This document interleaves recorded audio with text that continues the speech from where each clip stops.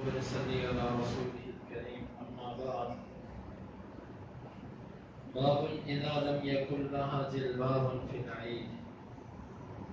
حدثنا أبو معمر قال حدثنا عبد الوارث قال حدثنا أيوب عن حفصة بنت سيرين قالت كنا نمنع جوارينا أن يخرجن يوم العيد فجاءت امرأة فنزلت قصر بني خلف فأتيتها فحدثت أن زوج أختها غزا مع النبي صلى الله عليه وسلم 12 غزوة فكانت أختها معه في 6 غزوات. قالت فكنا نقوم على المرضى ونداوي الكلمة فقالت يا رسول الله صلى الله عليه وسلم أعلى إحدانا بأس إذا لم يكن لها جلباب أن لا تخرج فقال لتلبسها صاحبتها من جلبابها فليشهدن الخير ودعوة المؤمنين.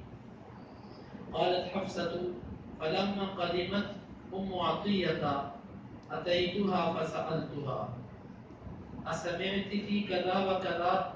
قالت نعم بأبا وقلما ذكرت النبي صلى الله عليه وسلم إلا قالت بأبا. قال لتخرج العواتق ذوات الخدور أو قال العواتق وذوات الخدور شك أيوب والحية ويعتزل الحية والمصلى وليشهدن الخير ودعوة المؤمنين. قالت فقلت لها الحية؟ قالت نعم. أليس الحائض تشهد عرفات وتشهد كذا وتشهد كذا؟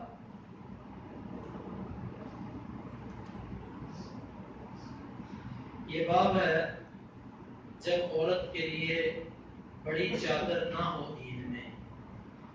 امام بخاری فرماتے ہیں کہ ہمیں بیان کیا ابو معمر نے, وہ کہتے ہیں ہمیں بیان کیا عبد الوارث نے, وہ کہتے ہیں ہمیں بیان کیا ایوب نے حفصہ بنت سیرین سے. وہ کہتی ہیں کہ ہم اپنی بچیوں کو, لڑکیوں کو, نوخیز لڑکیوں کو روکا کرتے تھے کہ وہ عید کے دن نکلیں.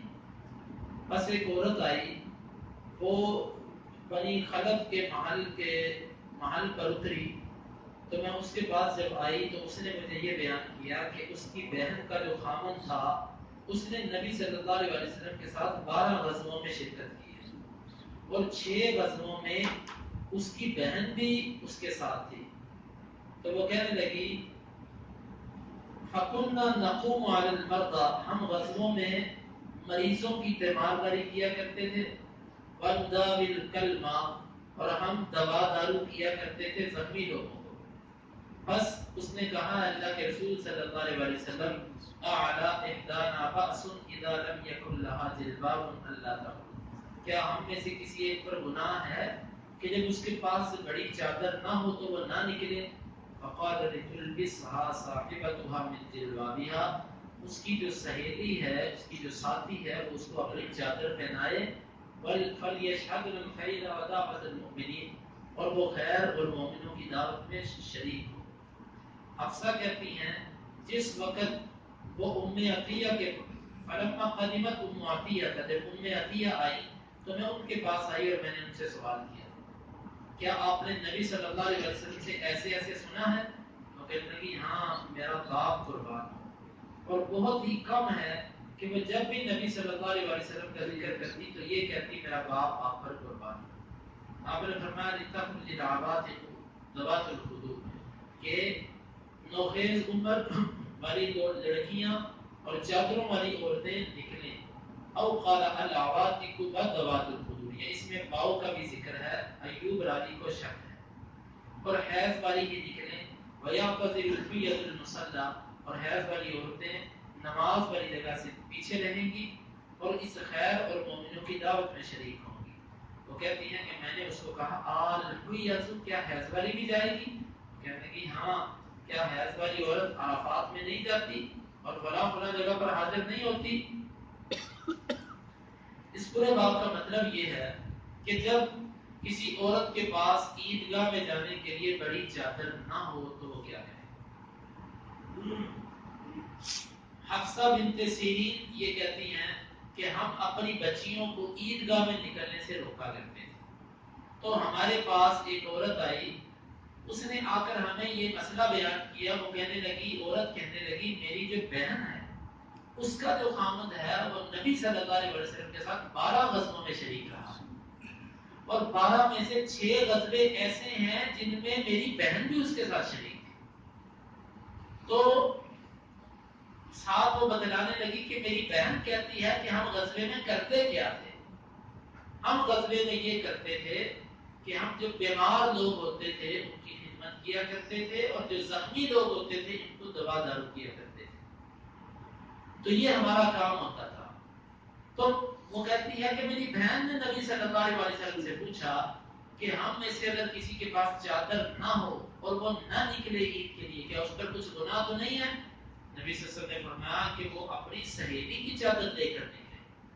اور بعض روایت کے اندر اشارہ اس طرف ہے کہ وہ ایک چادر میں 2 شریک ہو جائیں. بڑی چادر میں دونوں لڑکیاں ایک چادر کو اپنے اوپر اوڑھ لیں، لیکن عیدگاہ میں لازمی ہے. اور پھر آپ صلی اللہ علیہ وسلم نے فرمایا، وہ کہتی ہے کہ جب یہ ہم نے دعا حدیث سنی تو کہتی ہے ام عطیہ رضی اللہ عنہا جب آئی صحابیہ تو میں نے تصدیق کرنے کے لیے ان سے پوچھا کہ اللہ کے نبی نے ایسے ایسے کچھ فرمایا ہے؟ وہ کہنے لگی میرے باپ آپ پر قربان ہوں، اور جب بھی ام عطیہ نبی صلی اللہ علیہ وسلم کا ذکر کرتی تھی تو یہ کلمات کہا کرتی تھی میرا باپ آپ پر قربان ہوں. تو ہاں نبی صلی اللہ علیہ وسلم نے فرمایا کہ وہ نکلے گی. اب یہ حفصہ کہتی ہیں میں نے تعجب سے کہا کیا حیض والی عورت بھی جائے گی؟ کہنے لگی ہاں، کیا حیض والی عورت حج کے دنوں میں میدان عرفات میں نہیں آتی؟ کیا وہ دیگر کام نہیں کرتی؟ میں نے کہا وہ کرتی ہے، تو پھر عید کے لیے کیوں نہیں آ سکتی؟ یہ ہے ساری اس حدیث کا پرپس. اب اس حدیث سے امام بخاری رحمۃ اللہ علیہ کا استدلال یہ ہے کہ عورت کے لیے اگر چادر نہ بھی ہو تو یہ بھی اس کے لیے عذر نہیں ہے عید میں حاضر نہ ہونے کا. وہ کسی کی چادر لے کر عید کی نماز پڑھنے کے لیے آئے. یہ مبالغہ ہے، مگر نہ آج کے زمانے میں تو ایسا ممکن نہیں ہے. کبھی ایسے ہنگامی حالات ہو بھی سکتے ہیں، تو اس میں یہ ہے کہ عورت کسی کی چادر لے کر عید کی نماز پڑھنے کے لیے آئے. اتنی تاکید ہے عید کی نماز میں حاضر ہونے کہ عذر والی عورت بھی پیچھے نہ رہے. یہ امام بخاری کا استدلال. اب اس حدیث سے چند باتیں معلوم ہوئی. آپ اندازہ لگائیں کہ صحابیہ نے پوچھا کہ اگر کسی کے پاس چادر نہ ہو تو وہ پیچھے رہ سکتی ہے؟ آپ نے فرمایا کہ نہیں، پیچھے نہیں رہ سکتی، چادر لے کر نکلے. جلباب اس بڑی چادر کو کہتے ہیں جو عورت کے جسم کو پوری طرح ڈھانپ دیتی ہے.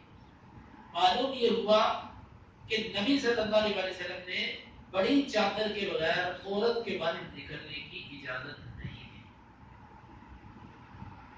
اور ہماری بچیاں، یہ بازاروں میں ہماری بیٹیاں ہیں، یہ کوئی جن بھوت کی بچیاں تو نہیں ہیں جو باہر سے آ گئی ہیں. ہماری بچیاں باریک دوپٹہ لے کر، چھوٹا سا دوپٹہ لے کر، گلے میں دوپٹہ ڈال کے جو باہر نکلتی ہیں، آپ اندازہ کیجئے کہ کیا اسلام کی نظر میں اس کام کی اجازت ہے؟ بڑی چادر، جلباب، بڑی چادر لے کر نکلے. اور اگر نہیں تو یہ نہیں کہ وہ ننگے سر نکل آئے، بلکہ فرمایا پڑوسن کی اپنی سہیلی کی چادر کے اندر لپٹ کر نکلے، اس کے علاوہ نہ نکلے. دوسری بات اس سے یہ معلوم ہوئی کہ عورت مریض کی عیادت کر سکتی ہے، عورت زخمی کو دوا دارو کر سکتی ہے جب فتنے کا خدشہ نہ ہو. اس کا یہ مطلب نہیں ہے کہ آج کی جو نرسیں ہیں ان نرسوں کا یہاں سے جواب نکال دیا جائے کہ ایسی خوبصورت لڑکیاں ان کو نرسیں بنا کر مریضوں کے پاس بھیجا جائے، وہ ان کو ٹیکے بھی لگائیں اور ان کا بلڈ پریشر بھی چیک کریں اور کچھ بھی کریں. یہ اس کا جواب قطعاً یہاں سے نہیں نکلتا.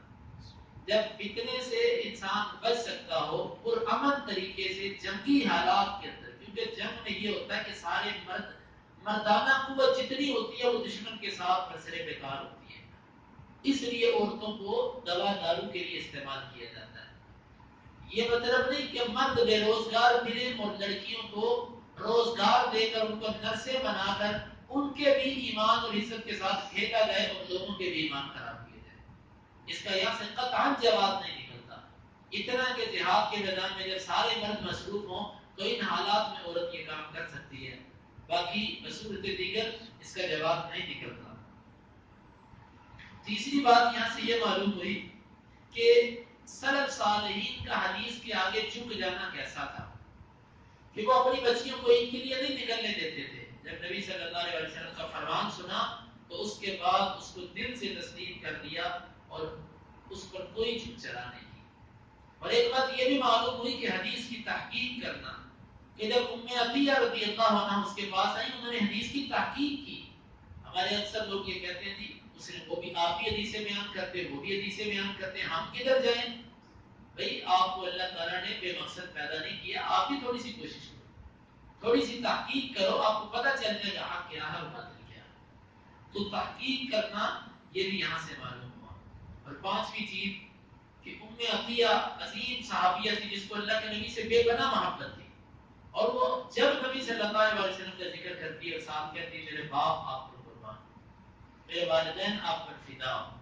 کتنا عظیم کلمہ ہے. تو یہ صحابہ کی اس سے محبت ظاہر ہوتی ہے. اور اب حدیث کی طرف آئیے، اس میں یہ ہے فَلْيَشْهَدْنَ الْخَيْرَ وَدَعْوَةَ الْمُؤْمِنِينَ، وہ عورتیں خیر کو حاضر ہوں اور مومنوں کی دعوت کو حاضر ہوں. اس دعوت سے مراد کیا ہے؟ اس دعوت سے مراد مسلمانوں کا اجتماع ہے. اس سے مراد وہ دعا نہیں ہے کہ جو عید کے بعد ہاتھ اٹھا کے کی جاتی ہے، اس کا ذکر کہیں نہیں ملتا، بلکہ احادیث کو جمع کیا جائے تو مسئلہ واضح ہوتا ہے. یہ جو دعوت میں شریک ہونے کا کہا گیا ہے یہ مسلمانوں کی اجتماعیت ہے، کہ وہ مسلمانوں کے اجتماع میں حاضر ہوں تاکہ مسلمانوں کی شان و شوکت کا اظہار ہو سکے. وگرنہ سلف صالحین نے عید کے احکام پر کتابیں لکھی ہیں، کسی ایک نے بھی یہ ذکر نہیں کیا کہ نبی صلی اللہ علیہ وسلم عید کی نماز کے خطبے کے بعد یہ دعا کیا کرتے ہیں. اور یہ امر کا صیغہ ہے، وہ اس میں حاضر ہوں. اگر اس سے دعا مراد لے لی جائے تو دعا تو خطبے کے بعد ہوتی ہے، پھر خطبہ بھی سننا فرض ہوا. جبکہ یہ تو اتفاقی مسئلہ ہے کہ خطبہ سننا فرض نہیں ہے، صرف عید کی نماز فرض ہے، خطبہ نہیں سننا فرض. جب خطبہ فرض نہیں تو اس کے بعد والی دعا فرض کیسے ہوگی؟ اور پھر اس کا یہ معنی ہمارے صرف عجم علماء لیتے ہیں، چند لوگ اس کا یہ عجمی علماء یہ معنی لیتے ہیں. عربوں کے ہاں اس معنی کا تصور بھی نہیں ہے کہ اس سے دعا مراد ہے. تو یہ اس سے یہ دعا نہیں نکلتی. بہرحال جو علماء ایسے کرتے ہیں یہ ان کا ذاتی اجتہاد ہے. حدیث کی روح سے ایسی کوئی بات ثابت نہیں ہے. اس سے مسلمانوں کا اجتماع اور ان کی شان و شوکت مراد ہے کہ جس کے اندر وہ حاضر ہوں گی. اس میں راوی ایوب کو شک ہے کہ پاؤ درمیان میں تھا کہ نہیں تھا، اس نے دونوں طریقوں سے اس کو بیان کر دیا. اگلا باب باب اعتزال الحیۃ المصلی، یہ باب ہے حیض والی عورتوں کا نماز والی جگہ سے دور رہنا. امام بخاری کہتے ہیں کہ ہمیں بیان کیا محمد بن المثنی نے، وہ کہتے ہیں ہمیں بیان کیا ابن ابی عدی نے، وہ ابن عون سے، وہ محمد سے. وہ کہتے ہیں کہ ام عطیہ نے کہا امرنا ان نخرج فنخرج الحیض والعواتق وذوات الخدور، ہمیں حکم دیا کہ ہم خود بھی نکلیں اور حیض والی اور کفاریاں اور چادر والیوں کو نکالیں. قال ابن عون ابن عواتق ذوات الخدور، وہ کہتے ہیں کہ عواتق اور ذوات الخدور کے درمیان واو نہیں ہے. فاما الحیض، رہی حیض والی عورتیں، فیشهدن جماعت المسلمین ودعوتهم، مسلمانوں کی جماعت میں حاضر ہوں اور ان کی دعوت میں شریک ہوں. وَيَعْتَزِلْنَ مُصَلَّاهُمْ، اور وہ ان کی عیدگاہ سے علیحدہ رہیں گی، یعنی پیچھے کھڑی ہو جائیں گی، نماز والی جگہ پر یہ عورتیں نہیں آئیں گی. باب النحر والذبح بالمصلی یوم النحر، یہ باب ہے نحر کرنا اور ذبح کرنا عیدگاہ میں عید والے دن. امام بخاری کہتے ہیں ہمیں بیان کیا عبداللہ بن یوسف نے، وہ کہتے ہیں ہمیں بیان کیا زید نے، وہ کہتے ہیں ہمیں بیان کیا کثیر بن فرقد نے، ونافع سے، وہ ابن عمر سے، ان نبی صلی اللہ علیہ وسلم کا نینحر او یذبح بالمصلی، نبی صلی اللہ علیہ وسلم نحر یا ذبح عیدگاہ میں کیا کرتے ہیں. نحر ہوتا ہے اونٹ کا، اونٹ کے گردن میں جو نحر کیا جاتا ہے، مثلا ایسے خنجر مار کے اس کا خون نکالا جاتا ہے، اس کو نحر کہتے ہیں. کھڑا کر کے اس کا ایک گھٹنا باندھ کے اس کو جو نحر کیا جاتا ہے، ایسے اس کی بڑی رگ جو ہوتی ہے اس میں خنجر مارا جاتا ہے، اس کو نحر کہتے ہیں. اور کسی جانور کو لٹا کر بٹھا کر جو ایسے ذبح کیا جاتا ہے چھری کے ساتھ، اس کو ذبح کہتے ہیں. دونوں میں فرق ہے. تو اس سے معلوم ہے نبی صلی اللہ علیہ وسلم نے نحر بھی کیا ہے اونٹ وغیرہ کا، اور آپ نے دوسرے چھوٹے جانور بھی کیے جن کو ذبح کیا جاتا ہے. تو آپ یہ دونوں کام عیدگاہ میں کیا کرتے تھے۔ نبی صلی اللہ علیہ وسلم عیدگاہ میں کرنا یہ نبی صلی اللہ علیہ وسلم کا طریقہ ہے۔ آج کے دور میں تو اس پر عمل کچھ مشکل اس لیے ہو جاتا ہے کہ عام طور پر عید کے لیے ایسی جگہ نہیں ہوتی، سڑکوں پر عید پڑھی جاتی ہے یا پارکوں میں عید پڑھی جاتی ہے، وہاں پر یہ چیز ممکن نہیں ہے۔ اگر کوئی کھلی گراؤنڈ ہو، کچا میدان ہو، تو وہاں پر اس پر عمل ہو بھی سکتا ہے۔ تو یہ نبی صلی اللہ علیہ وسلم کا طریقہ تھا۔ اس میں حکمت یہ بھی تھی کہ نبی صلی اللہ علیہ وسلم زیادہ سے زیادہ غرباء فقراء میں تقسیم کیا کرتے تھے، اسی لیے عیدگاہ میں کرتے کہ سب دیکھ لیں، سب اس میں شریک ہو، اور اس میں لوگوں کے لیے شوق اور رغبت بھی ہے۔ یہ نہیں کہ نبی صلی اللہ علیہ وسلم گھر میں آ کر کنڈی لگا کے بند کر کے جانور ذبح کیا کرتے تھے اور اس کا جب بہترین قسم کا گوشت علیحدہ کر دیتے اور پھر اس کی پسلیاں لوگوں میں تقسیم کرتے تھے، یہ نہیں ہوتا تھا۔ آپ سب کے سامنے جانور ذبح کرتے تاکہ جو ضرورت مند آئے آپ اس کی ضرورت کو پورا کر سکیں۔ باب کلام الامام والناس فی خطبۃ العید واذا سئل الامام عن شیء وهو یخطب۔ یہ باب ہے امام اور لوگوں کا گفتگو کرنا عید کے خطبہ میں۔ کس وقت گفتگو کرنا؟ واذا سئل الامام عن شیء وهو یخطب، اور اس بارے میں یہ باب ہے کہ جب امام سے کسی چیز کے بارے میں سوال کیا جائے اور وہ خطبہ دے رہا ہو۔ یہ مسئلہ سمجھ لیجیے، مقتدی ڈائریکٹ امام سے بات کر سکتا ہے، امام مقتدی سے بات کر سکتا ہے، لیکن مقتدی آپس میں بات نہیں کر سکتا، کیونکہ امام سے جو وہ بات کرے گا وہ کوئی ضرورت کی بات ہوگی، وہ کوئی مسئلہ مسائل ہوگا، آپس میں جو بات کرے گا وہ فضول قسم کی بات ہوگی۔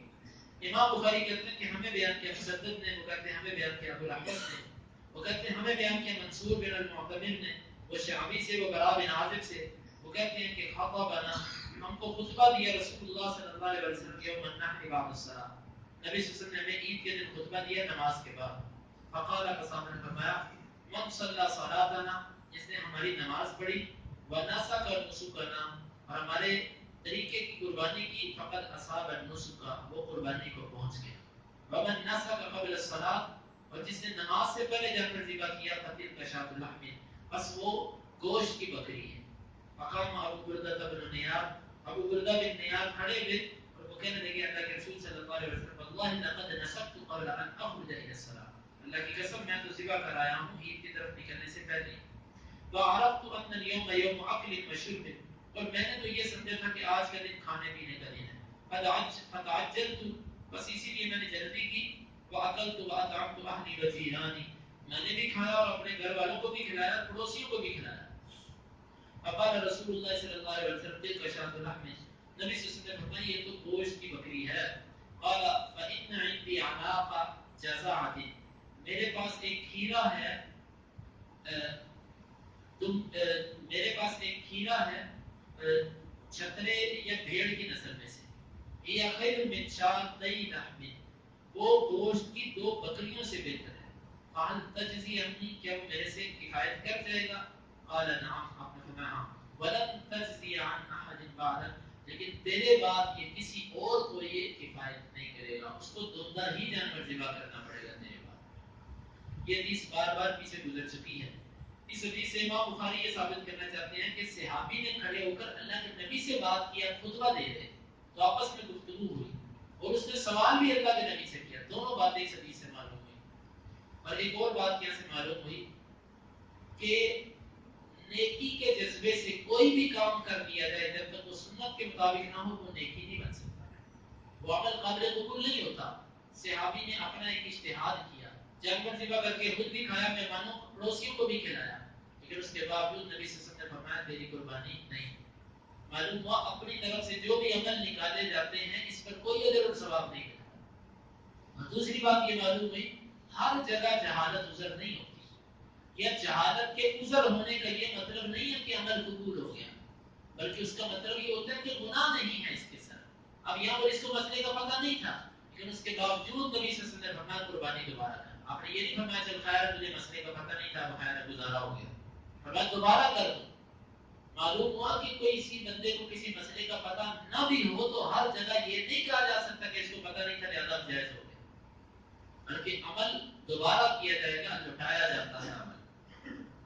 امام بخاری کہتے ہیں کہ ہمیں بیان کیا حامد بن عمر نے، وہ حماد بن زید سے، وہ ایوب سے، وہ محمد سے کہ بے شک انس بن مالک رضی اللہ عنہ نے کہا کہ بے شک رسول اللہ صلی اللہ علیہ وسلم نے نماز پڑھی عید کے دن، ثم خاطب، پھر آپ نے خطبہ دیا، فامر من ذهب قبل الصلاه ان يعيد ذبحه، آپ نے حکم دیا جس نے نماز سے پہلے ذبح کیا وہ اپنے جانور کو لوٹائے۔ فقام رجل من الانصار، انصار میں سے ایک آدمی کھڑا ہوا، فقال یا رسول اللہ صلی اللہ علیہ وسلم جیران لی، اس سے کہتا ہے کہ رسول اللہ میرے پڑوسی، اما قال، یا اس نے یہ بات کہی تھی بہم خصاصت، ان کو بھوک لگی ہوئی تھی میرے پڑوسیوں کو، واما قال فقر، کہ اس نے یہ لفظ بولے وہ فقیر تھے، وإني ذبحت قبل الصلاة، میں نے نماز سے پہلے ذبح کر دیا، وعندي عناق لي أحب إلي من شاتي لحم، اور میرے پاس ایک ایسا کھیرا ہے کہ جو 2 گوشت کی بکریوں سے بہتر ہے، فرخص له فيها، آپ نے اس کو اس میں رخصت دے دی۔ حدثنا مسلم، امام بخاری کہتے ہیں ہمیں مسلم نے بیان کیا، وہ کہتے ہیں ہمیں شعبہ نے، وہ اسود سے، وہ جندب سے، وہ کہتے ہیں کہ نبی صلی اللہ علیہ وسلم نے نماز پڑھائی قربانی کے دن، پھر آپ نے خطبہ دیا، پھر آپ نے ذبح کیا، اور آپ نے فرمایا کہ جس نے ذبح کیا اس سے پہلے کہ نماز پڑھی جائے، فلیذبح اخرى مکانہا، اس کی جگہ دوسرا ذبح کرے، ومن لم یذبح فلیذبح بسم اللہ، اور جس نے ابھی تک ذبح نہیں کیا وہ اللہ کا نام لے کر ذبح کرے۔ اللہ رب العزت سے دعا ہے کہ اللہ تعالیٰ کتاب و سنت کو سمجھنے کی اور اس پر عمل کرنے کی توفیق عطا فرمائے۔